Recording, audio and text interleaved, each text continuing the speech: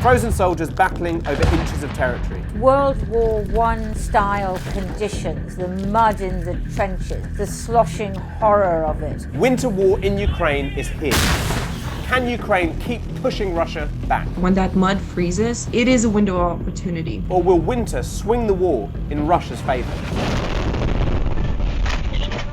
This is life on Ukraine's front line in winter. Ukrainian soldiers trudging through the splashing mire of the trenches. We've just heard sniper fire overhead.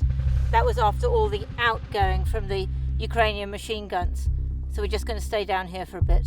Plummeting temperatures mean the war is becoming a slow, sticky mess as armoured vehicles slide over frozen roads, break down or become stuck in snow and mud. We're seeing a kind of a reduced tempo already of the conflict. Some of the most intense fighting is concentrated in the Donbass, in particular Bakhmut, where Russia has been attacking Ukraine for months. And it's here that you'll find these trenches and a totally different way of fighting. There's no cover, it's winter, all the leaves have dropped from the trees, and so the only way to take cover is underground. As well as dodging enemy fire, soldiers are trying to avoid hypothermia as they battle to stay warm and dry. Ukraine's Western allies are sending hundreds of thousands of items of winter clothing to help. The Ukrainian soldiers, they have a lot of discipline, their actual living quarters. They're quite cozy, they have a sort of, a heating method there. They know how to, keep their kit separate, the dry kit, the wet kit. But Ukraine's military leaders say they won't sit back. They want to attack and maintain the momentum they gained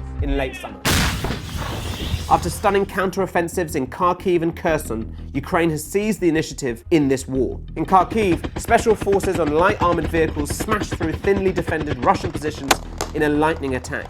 Thousands of square kilometres of territory were retaken in a matter of days, and then Russia retreated from Kherson city after months of pressure. Of course, there were huge celebrations in Ukraine, a major victory. And now experts think the coming freeze could be an opportunity to go on the attack again. The upcoming months actually can lead to intensified fighting. When that mud freezes, it actually provides a more flat ground for Ukrainian forces and Russian forces as well to advance and move. It is a window of opportunity. Armoured vehicles and tanks are being prepared for the frozen ground, and Ukraine continues to target Russia's supply lines with precision missile systems. Russians will have a harder time given their existing problems with supplying their forces throughout this campaign. Videos and intercepted calls from mobilized Russians suggest they are poorly equipped for the winter. They're going to be wet and cold and miserable. Most importantly, they lack morale, and they're also stating that the commanders themselves don't want to be there. Some military analysts say there could be a large-scale collapse of Russian positions if soldiers are left cold and isolated. So we are seeing a rise of desertion rates in certain areas. But Russia is digging in. They are hoping to hold their defensive line. A static battlefront gives Russia a chance to bring its artillery forward. We're seeing some Ukrainian officials already saying that the artillery is overpowered in some areas of Donetsk Oblast. The US estimates Russia is firing around 20,000 artillery rounds per day, 3 to 5 times more than Ukraine.